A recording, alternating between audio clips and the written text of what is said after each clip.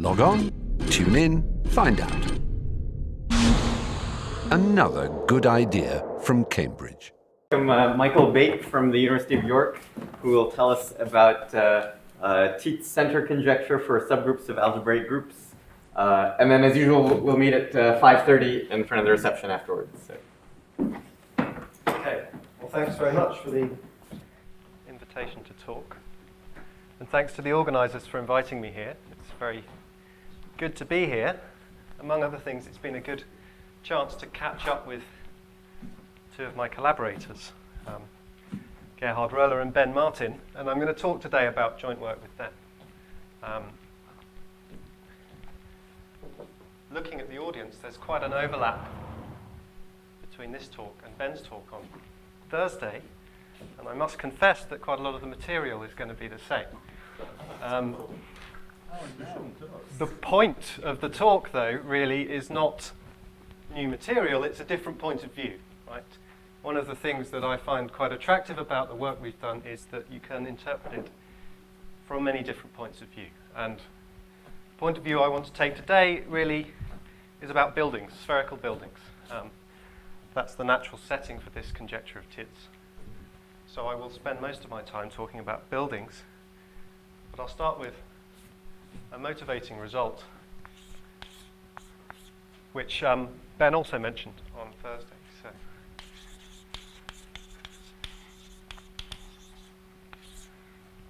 this is a classical result about the subgroup structure of reductive algebraic groups. So let's start with one. G connected reductive linear algebraic group over an algebraically closed field K. And let's take a unipotent subgroup of G.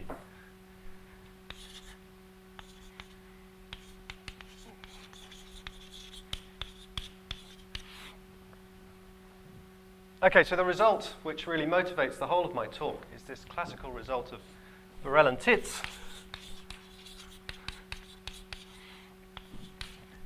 which associates to U a canonical parabolic in some sense. So we can associate to U a canonical parabolic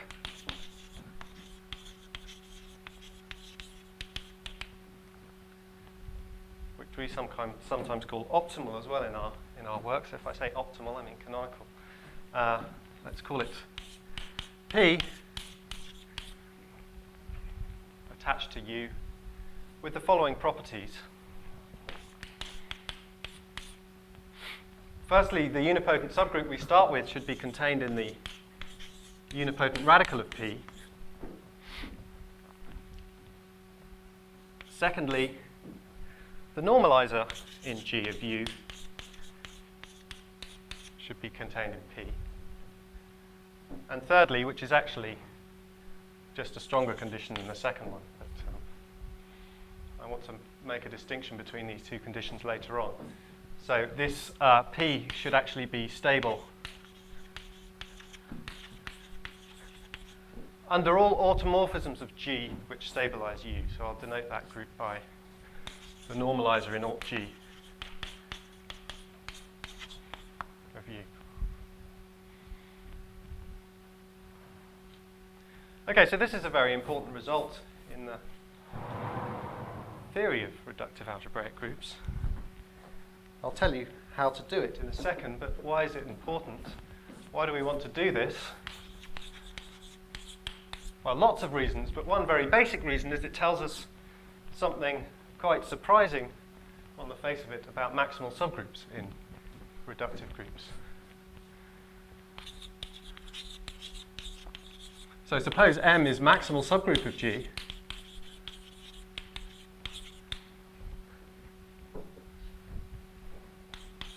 Then this result tells us that either M is reductive itself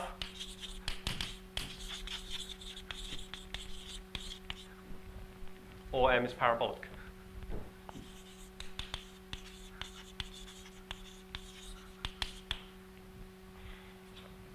Why is that? Well, if M's not reductive, then it has a unipotent radical. So we can do this procedure, associate to it some parabolic subgroup, which will contain M, but M is supposed to be maximal, so M must be this parabolic subgroup. Okay. So this is a very basic result about the structure of these groups, the subgroup structure of these reductive groups, sort of the starting point for a whole program looking at reductive subgroups of reductive groups, things like that. Okay. So that's one reason why. And I'll just briefly recall how you do this. So we define two sequences of subgroups in G. Let's call them U and P. So the first term in the sequence of U's is just this subgroup U we started with. And the first term in the sequence of P's is the normalizer of U. And then inductively we define Ui plus 1 to be the unipotent radical of Pi and Pi plus 1 to be the normalizer Ui plus 1.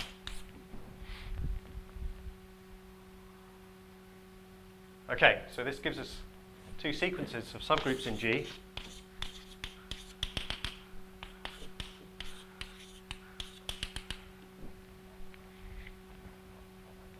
Which by basic theory must eventually stabilize. So these sequences stabilize, giving a subgroup P, which is the normalizer in G of its unipotent radical. And the real content of what Borel and Tits did was to show that such a subgroup of G, which is the normalizer of its own unipotent radical, such a subgroup must be parabolic. So this is a nice, neat characterization of what parabolic subgroups are. So if you don't know what a parabolic subgroup is, there's a definition. Right? They're the subgroups which are the normalizers of their own unipotent radicals. Maybe not. So I mean, this is the hard work. But then the construction of this P is obviously, well, intuitively invariant under these automorphisms that fix U. So this sort of gives you a canonical construction for this parabolic subgroup. Okay.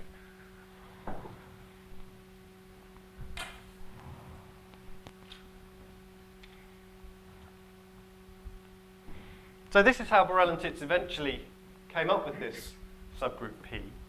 But before they'd done that, the search for this parabolic led to this conjecture of Tits. So the search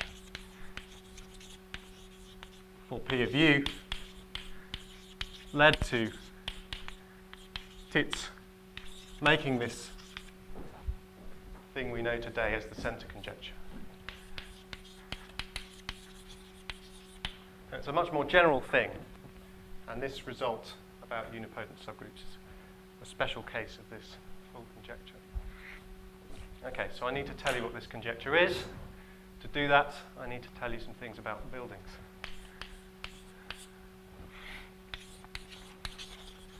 It's the second section, spherical buildings.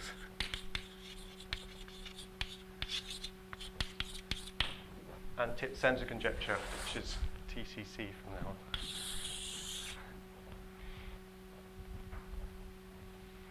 Okay, so what is a spherical building?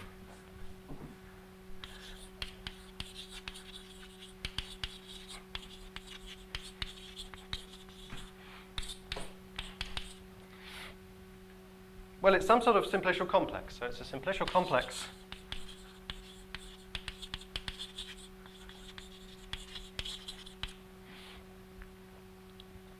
with a very specific substructure. So it's a simplicial complex equipped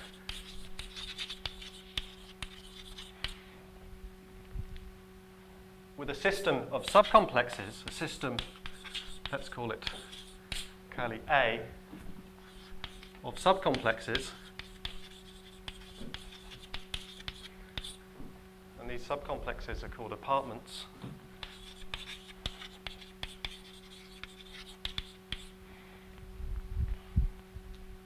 Satisfying some nice axioms.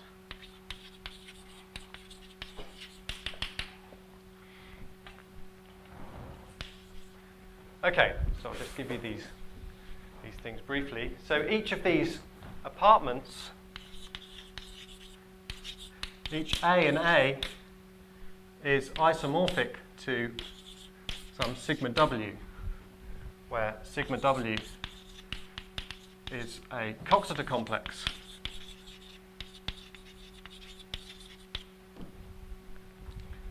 W is a finite Coxeter group. So I'll tell you how to make a Coxeter complex in a minute. So each of these pieces inside X is some finite simplicial complex. That's the main thing to take out of that. And the other two conditions tell you how these pieces fit together to give you the whole of X. So for each pair of simplices, say sigma and tau in X, there exists an apartment A containing sigma and tau. Okay? So any pair of simplices can be put in some common apartment.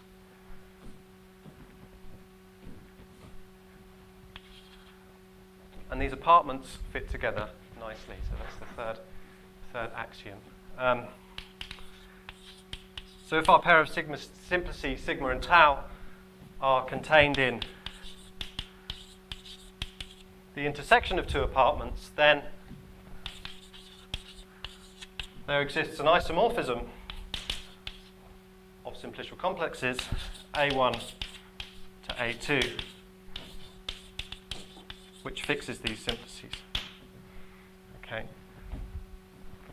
So the effect of this final axiom is really to tell you that a lot of the calculations you might want to do in this rather complicated gadget, this spherical building, can be reduced to computations within a single apartment, and these apartments are finite things, they're quite easy to understand. And this final axiom is telling you that if you do that, it doesn't matter which apartment you choose containing two simplices. That's the content of that, really.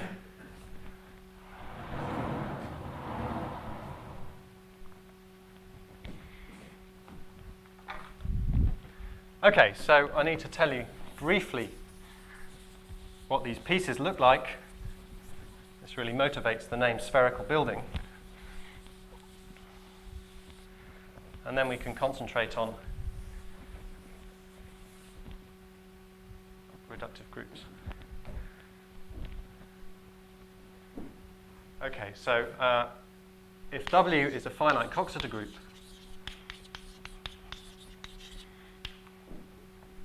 then I want to build from this finite Coxeter group a simplicial complex. And one easy way to do this is to look at the reflection representation of W.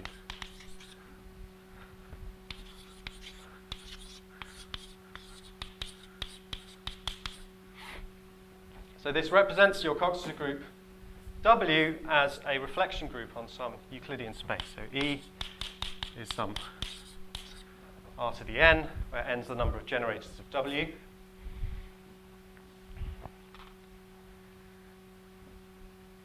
Okay, and then the reflections in W, so the elements of W which map to reflections,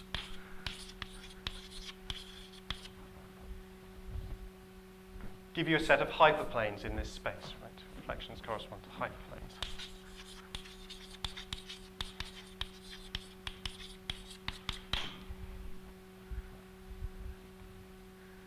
And if I intersect these hyperplanes with the unit sphere in E, then the general fact is, it turns out that I get a decomposition of this sphere into spherical simplices. Okay, so this gives me a simplicial complex decomposing this unit sphere. Okay, so let's just write that as a sort of wavy arrow.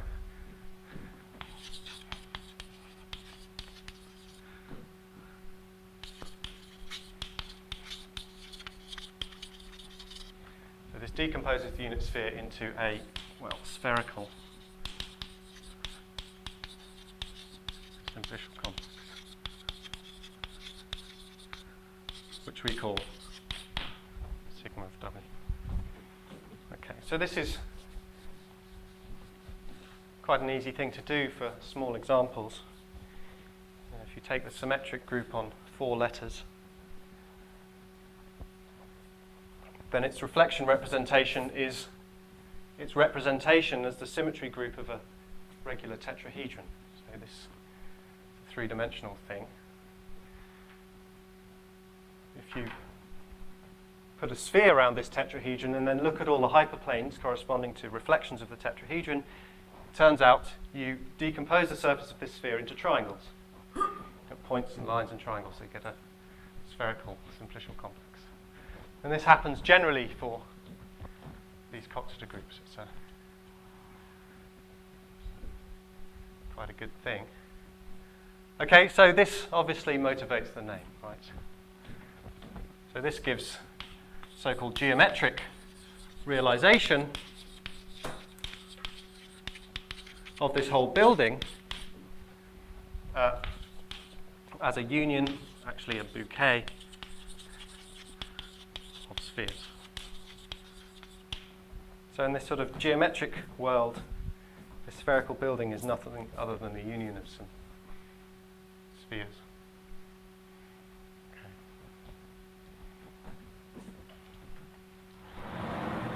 Well, so far so sort of abstract. What's the point of spherical buildings?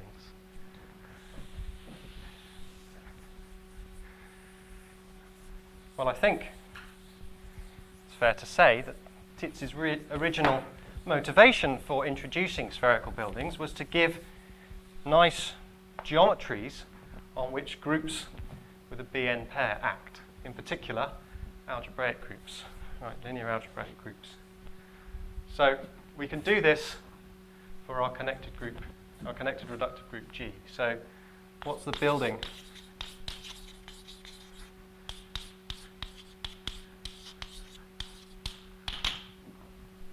of a connected reductive group G? Well, this becomes far more concrete now. So the simplices just correspond to the parabolic subgroups. So let's just break that down a bit. The vertices of my simplicial complex, the points, if you like, I give one vertex for each maximal parabolic subgroup in G.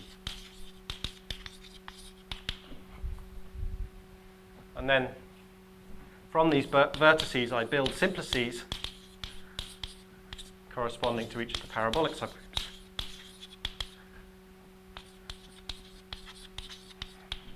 Okay, so I look at a parabolic subgroup, and then I look at all the maximal parabolic subgroups containing it, and I join those up in my head and make a simplex. Okay. So let's have a bit of notation. For each parabolic subgroup P, I'll have a simplex. Let's call it sigma sub P.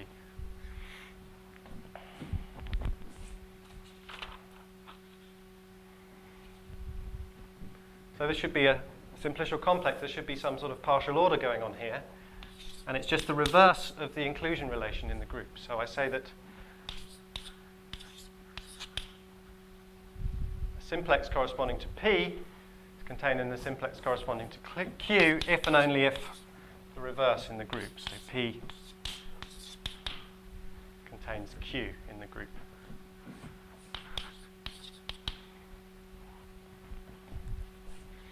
Okay, so it's not hard to see that this should give you some sort of simplicial complex, but why does it have this structure that I say that a building has on the top board here?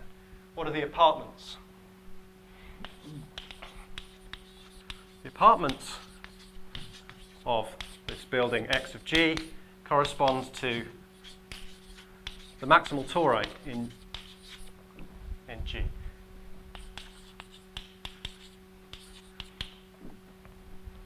So for a given maximal torus, the corresponding apartment is just the set of sigma p's, where P is a parabolic subgroup that contains T.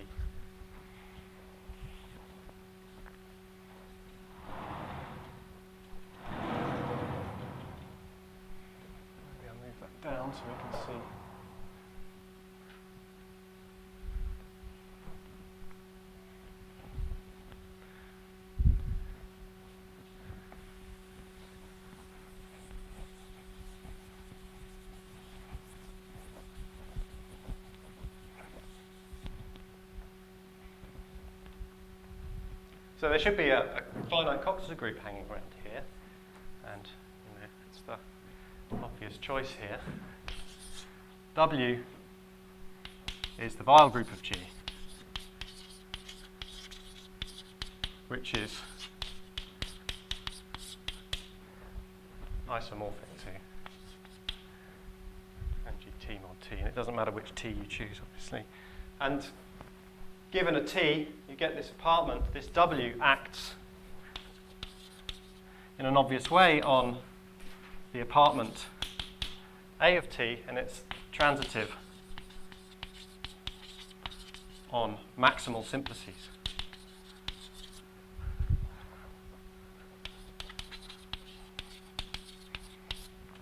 Because we've reversed the inclusion relation, the maximal simplices correspond to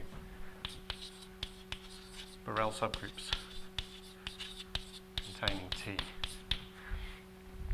Okay.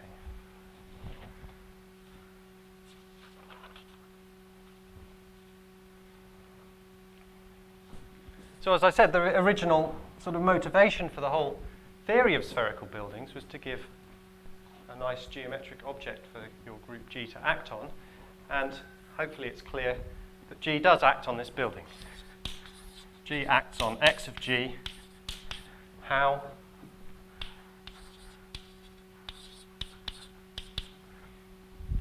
A little element of G applied to a simplex sigma P should just be the simplex corresponding to GPG inverse. Right? If I conjugate a parabolic by some element of G, I get another parabolic. Okay. So roughly speaking, we can think of G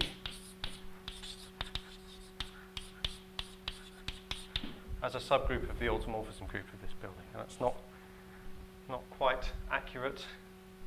Obviously, the center of G is going to act trivially, so it's a bit fuzzy there, but that's the general idea.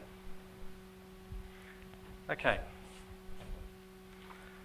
So these are the main players in this whole game. So I just need one more thing, and then I can tell you what this conjecture says.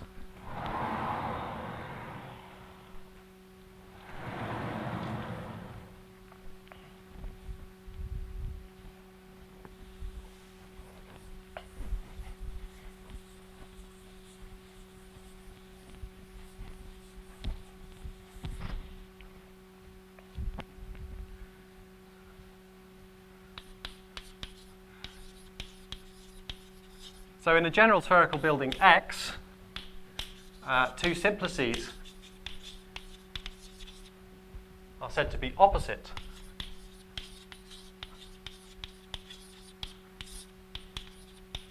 if they are opposite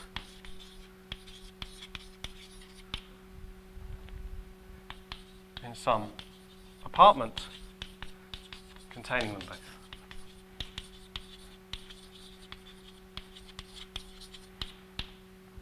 Given two simplices, I can always find an apartment containing them both. That's one of the axioms.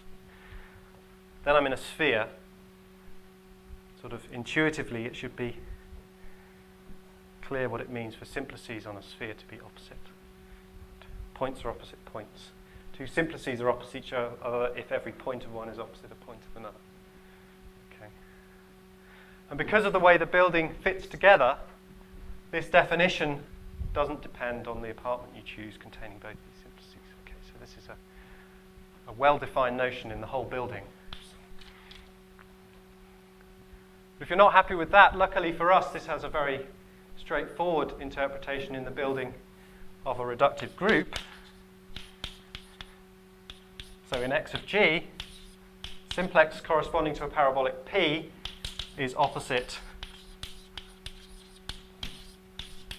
simplex corresponding to a parabolic Q if and only if in the group G, P intersect Q is a common Levy subgroup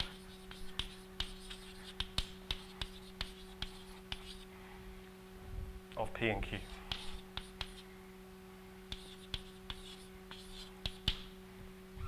Okay, so these two parabolics should have a Levy subgroup in common, and that's all they should have in common. Then we call them opposite.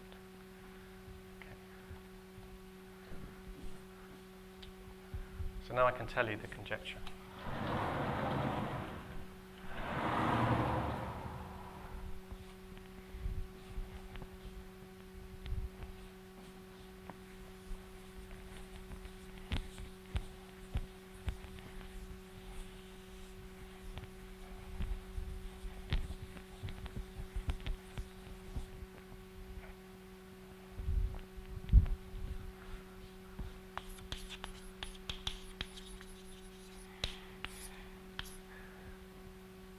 So this goes back to Tits, as I said at the beginning.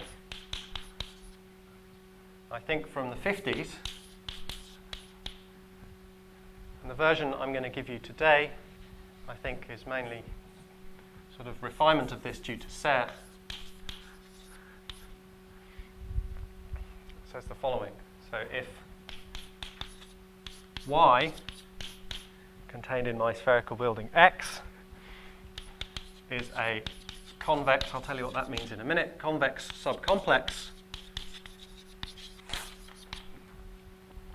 of X, then at least one of the following holds.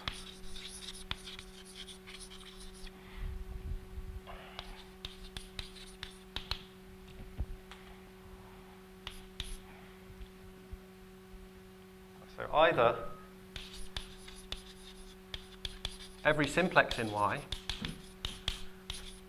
has one of these opposites in Y, has an opposite. Or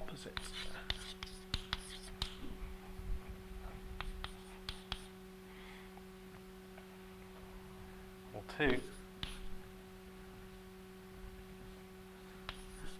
there exists a simplex in Y which is fixed by, well, I'm going to call this thing the normalizer in aut X of Y. So this is the set of automorphisms of this building which stabilize this subcomplex Y. Okay.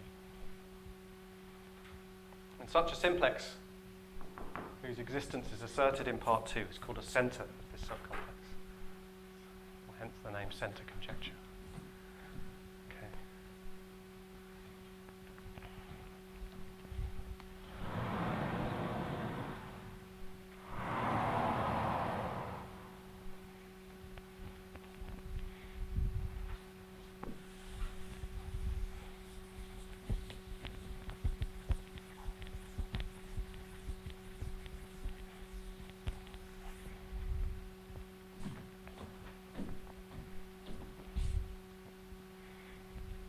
Okay, and this also gives us a definition which is important.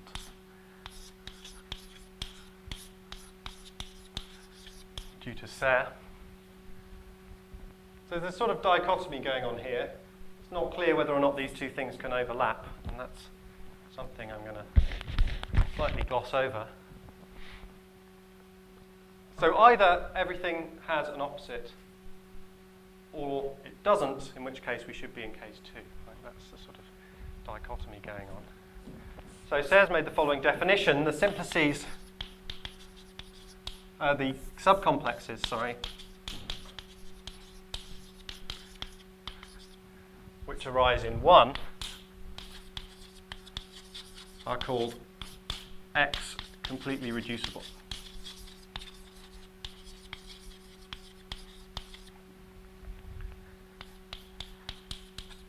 XCR for short.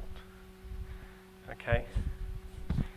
I'll just note here, because it's important later, that this includes the case Y is the sum complex just consisting of the empty simplex. Okay.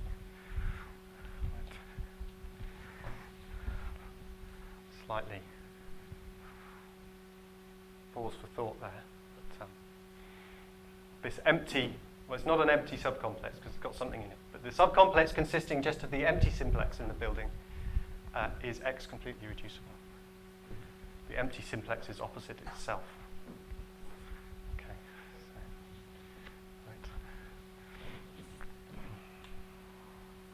Right. Okay, so some remarks about this. What's this got to do with what I was talking about before? Okay, first of all, this convex condition. Remarks. So convexity is a condition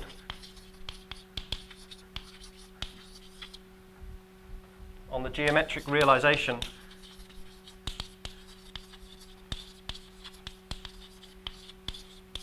of y. So remember, this building X can be realized as this sort of geometric gadget consisting of a union of spheres. Right? So this subcomplex sits inside this geometric picture. And the idea of convexity is really, it's a relatively simple one.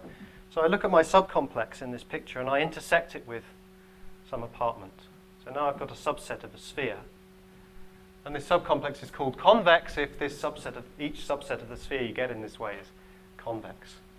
If I take 2 points in this subset and I join them on the sphere with a geodesic, that should still be in the subset. Okay? It's a slightly complex condition.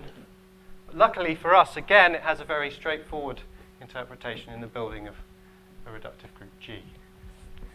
So that's the one I want to spell out. So in X of G, subcomplex Y is convex if and only if the following condition holds. Let's call it condition star, because I'll come back to it.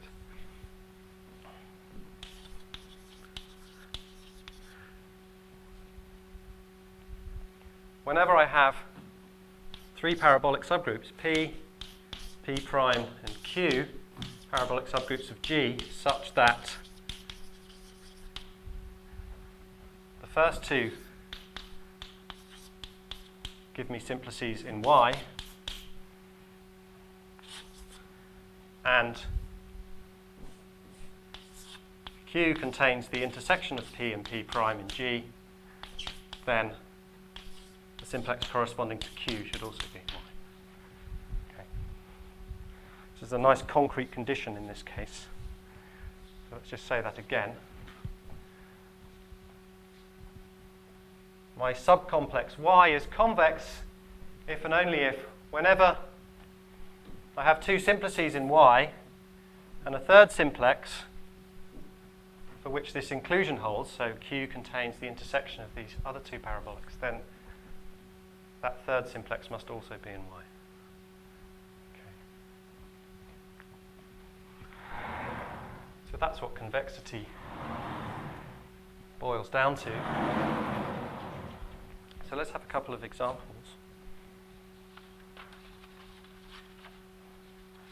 No, let's not. Let's just tell you what's known first, and have our examples. Okay, so it's an old conjecture, which everyone thinks is true, but nobody knows how to prove. It's a nice sort of conjecture. But what is known? So this is known in a lot of cases. So it's known for buildings of classical type, of type A, C, and D. This is Bernhard Müller and Tits. I think their paper was 2005.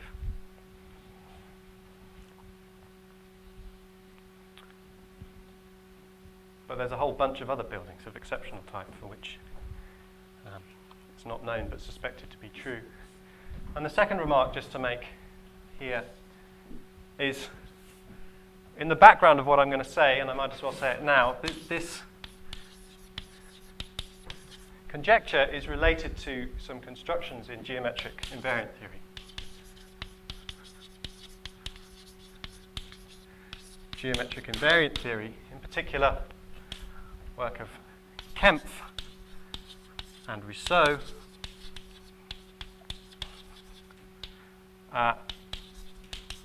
strengthening the Hilbert-Mumford theorem. which again is something that Ben mentioned in his talk.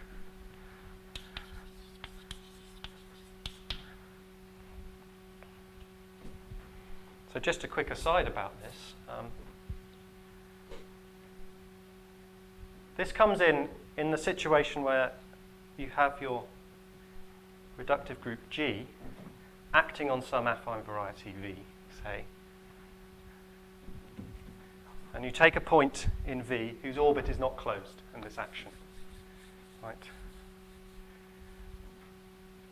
And this point somehow is unstable, and to this point you can attach a bunch of parabolics which reflect the non-closedness of this orbit.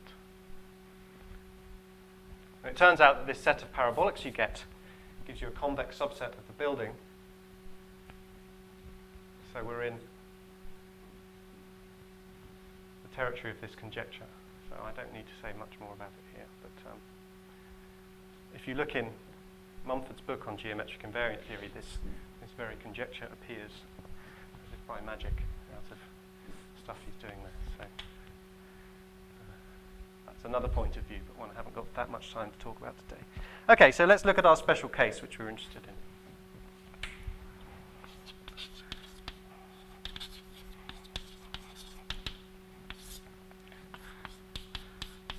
So we're in the building now of a reductive group G, and we've got a subgroup of G, H.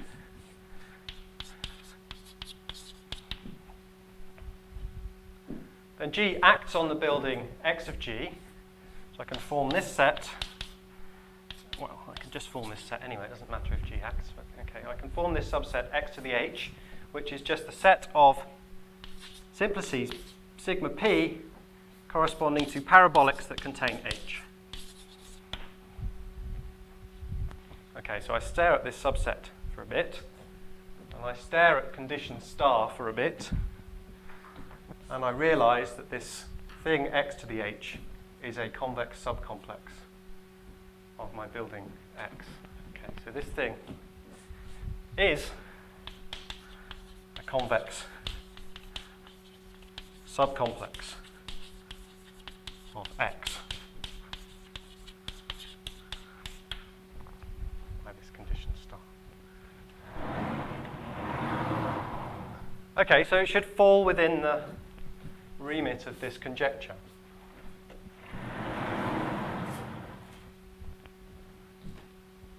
So what I want to tell you about in the remaining time is that this conjecture works for these subcomplexes.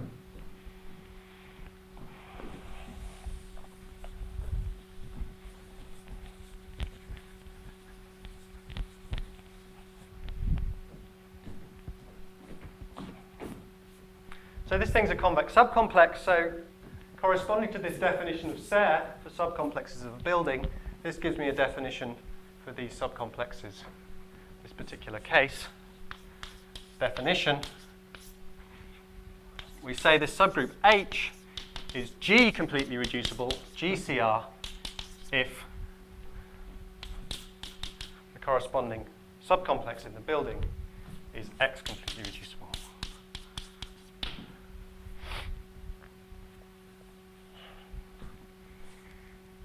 Okay.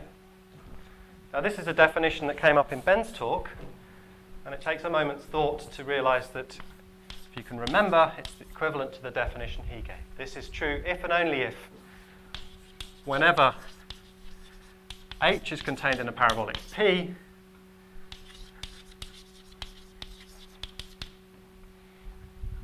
there exists a Levy subgroup L of P with H contained in L. Okay. Why is that true? It's because this opposition notion in this building of G is controlled by Levy subgroups of parabolics. Okay. So this is equivalent to the definition Ben gave you on Thursday, which is good. So let's just have a couple of examples, which brings us sort of back to where I started. So the first example motivates the name. So in the special case where our reductive group is the general linear group of a vector space, then subgroup H of G is GCR if and only if, well, H is a subgroup of GLV, so H acts on this vector space V, so V is an H module. So H is GCR if and only if V is completely reducible as an H module. So here's the motivation.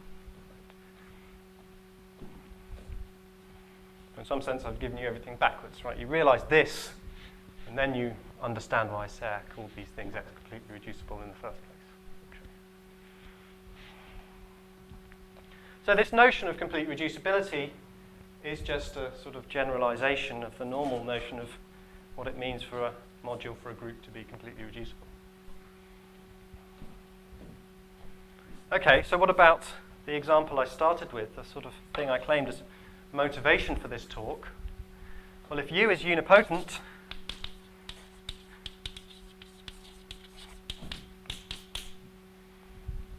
then it's not completely reducible.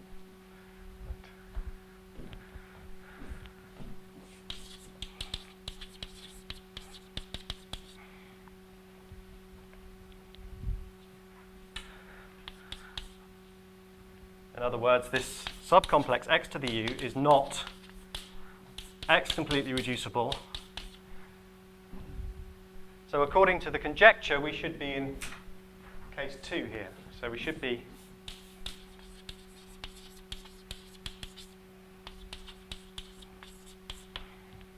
case 2 of this conjecture. And that's exactly what Borel and Tits proved, right? They proved that given a unipotent subgroup, there's a parabolic subgroup which is invariant under the normalizer in Ort G of U. Okay, and if you unravel all the definitions, that says there's a simplex which is fixed by the normalizer in Ort X of Y. Okay, you have to be a bit careful because I haven't told you how Ort X is related to Ort G, but I'll do that in a sec. Okay, so this really is the result of Borel and Tits.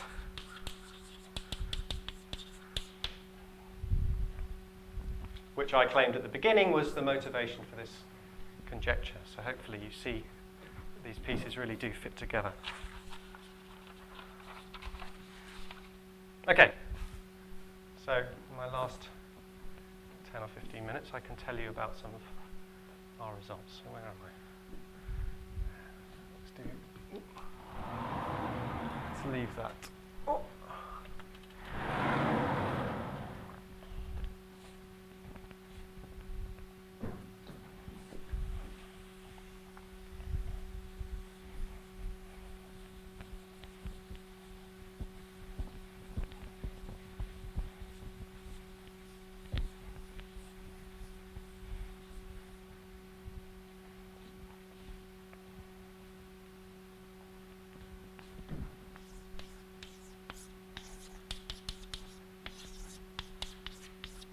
Okay, some nice acronyms. So the final section, I'll just tell you a little bit about some results of ours on this notion of G complete reducibility and how when you translate them into the building language, you get special cases of this conjecture. Okay, so this was my way into all this stuff. I'm studying algebraic groups and subgroups of algebraic groups. So this, when you look at it, this definition here of Serre's is a pretty natural thing to think about. Subgroups satisfying this in a reductive group. It's the sort of thing you see and think, well, why didn't anyone think of that before? But he didn't make it until the 90s. Okay. So because of this interpretation of the notion of G complete reducibility in the case G equals GLV, you begin to wonder, well, can I take results that I know about completely reducible modules from representation theory and turn them into results about subgroups of algebraic groups just by waving my hands a bit and hoping everything goes through? And the answer in a lot of cases is yes. So here's an example. So the sort of idea first, take results from representation theory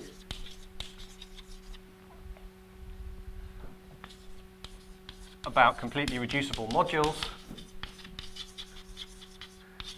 and turn them into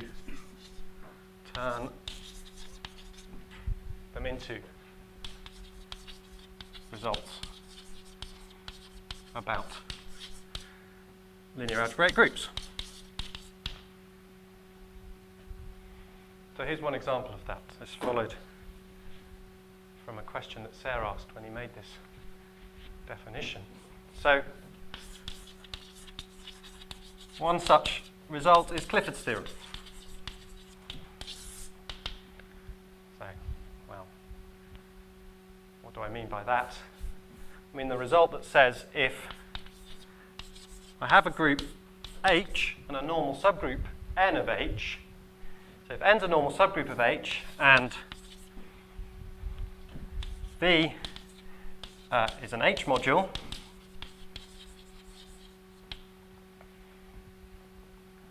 then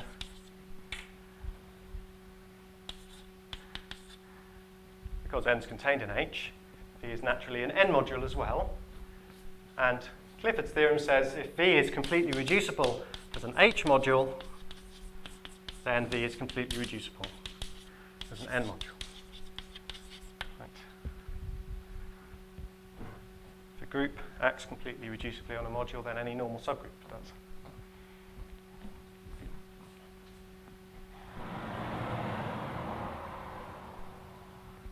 So Sarah asked the question, well, does this hold for my notion of complete reducibility? And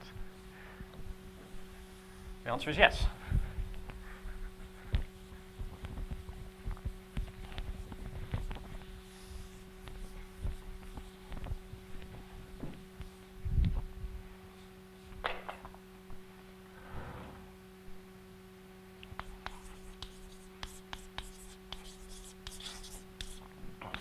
This is me and Ben and Gerhard.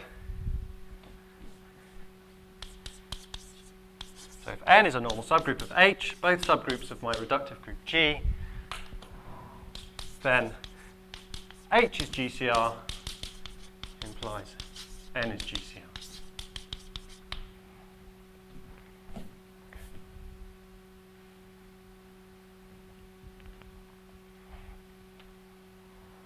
Okay, so it's a nice result, but how does it relate to this conjecture? Well, it gives a sort of first approximation to a solution of this conjecture for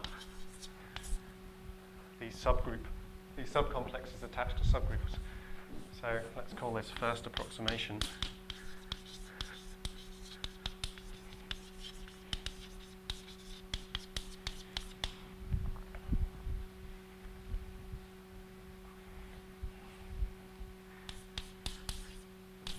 If I have a subcomplex of this form in my spherical building, x of g, so if y is x to the h for some subgroup h of g, so if y is of this form is not completely reducible, then there exists a simplex in y fixed by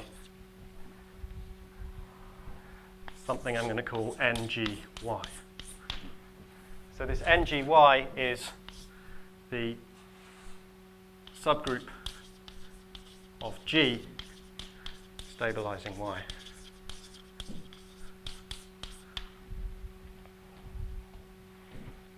Okay, so this is only a first approximation to this center conjecture because I'm only looking at automorphisms that come from the group G. I'm not looking at the full automorphism group of the building.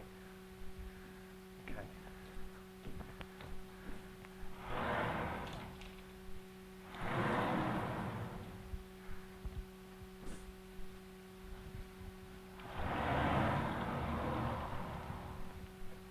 So Ben said on Thursday, every good talk should contain a proof. I'm going to give you a proof. Worried me for a bit, but then I realized I could prove this quite easily. So.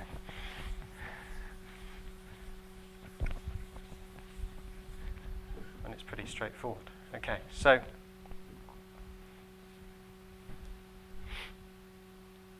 what does this group NGY look like?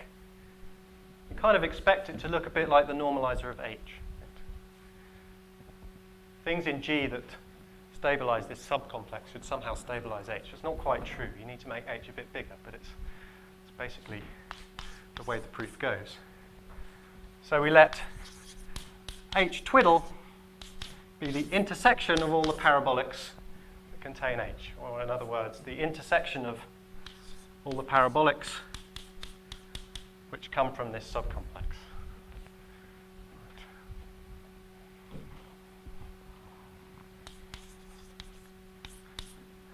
Well,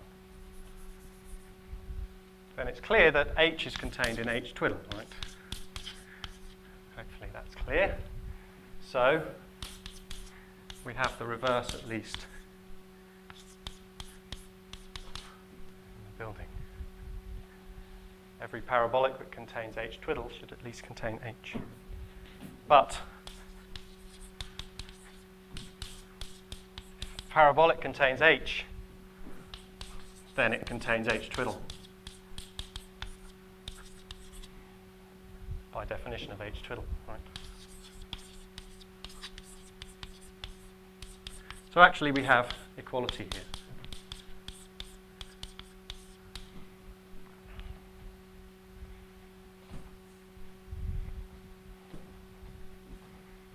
No, I'm going to stick with this piece. Oh no, there's a slightly bigger piece here. Good. Okay. So if we replace H with H twiddle, we haven't changed our subcomplex, right?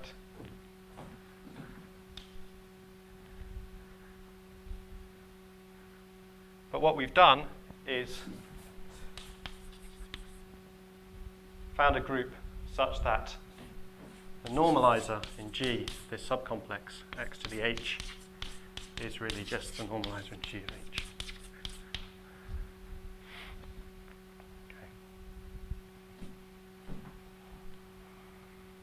Now, the hypothesis in the statement says that this thing should not be XCR.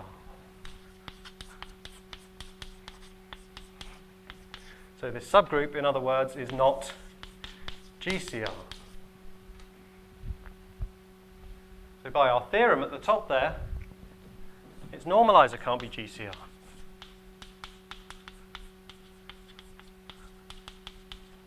Right?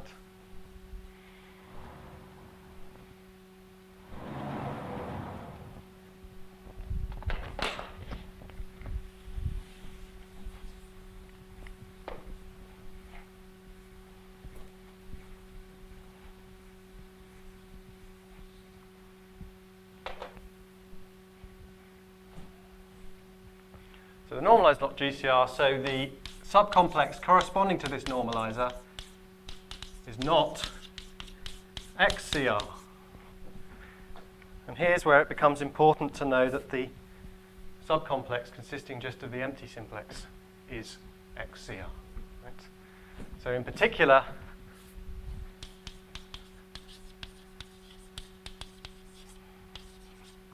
there exists a proper parabolic P of G containing GH.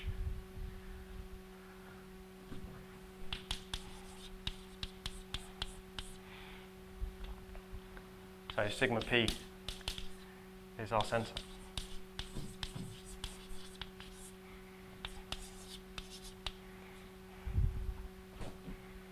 Okay, so that's a proof, and sort of unsatisfactory for a few reasons. And the main reason is, as I remarked before, we're only dealing with automorphisms that come from G.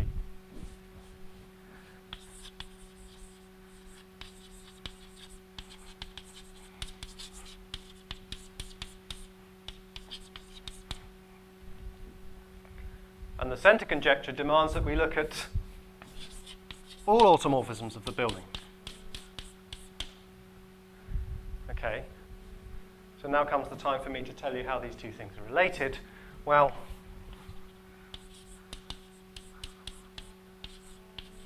roughly speaking, the automorphism group of this building consists of things that come from G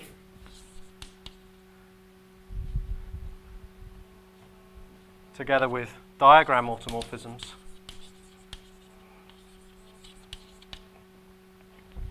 together with field automorphisms. So even though we've only dealt with G automorphisms, we've kind of got quite a long way there. Okay.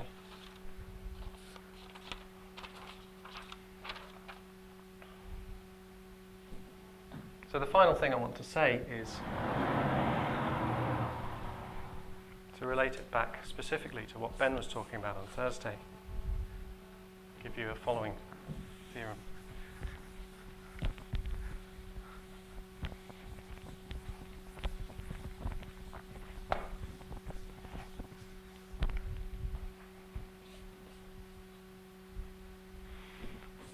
So our second approximation to this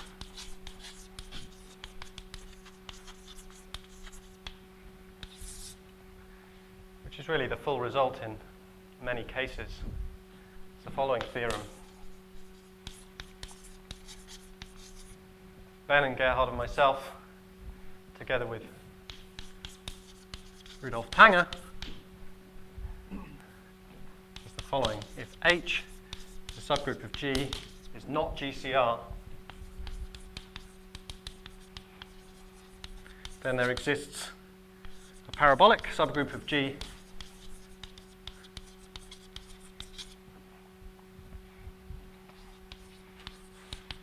containing H and stabilized by the normalizer in ort G of H.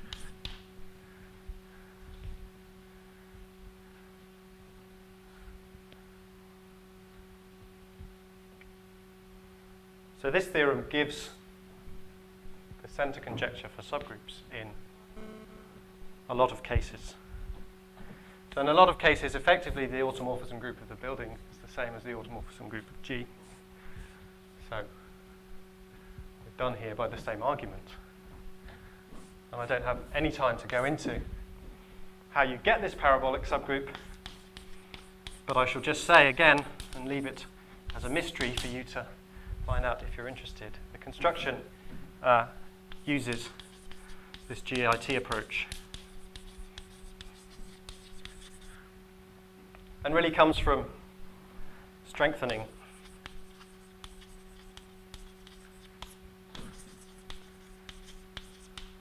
the results of Kemp. Okay. So that's pretty much all I wanted to say, except to remark that I've only worked over an algebraically closed field here, and you can play this game for groups defined over non-algebraically closed fields. And in that case, well, that's kind of one of the things we're trying to work on this week. Get this result to work over non-algebraically closed fields. And this approach using GIT, as Ben said again on Thursday, it really boils down to sort of optimizing some real valued function on a convex set, whatever that means. And we hope that even though with this particular approach we can only deal with buildings that come from reductive groups, somehow this optimization procedure, we might be able to translate it across to general buildings. So, you know, even just doing it for reductive groups is a big subset of the whole conjecture, but maybe it might even give us some more. Okay, so I'll stop there. Thanks for your attention.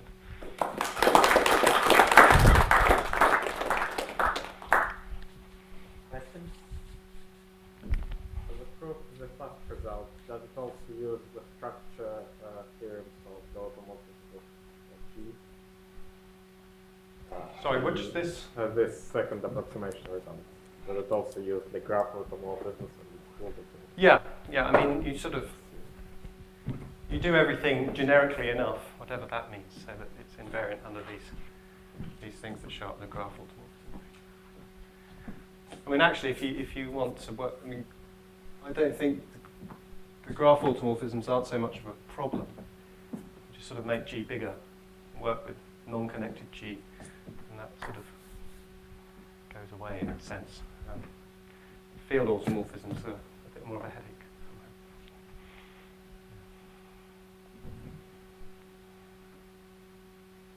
Any other questions?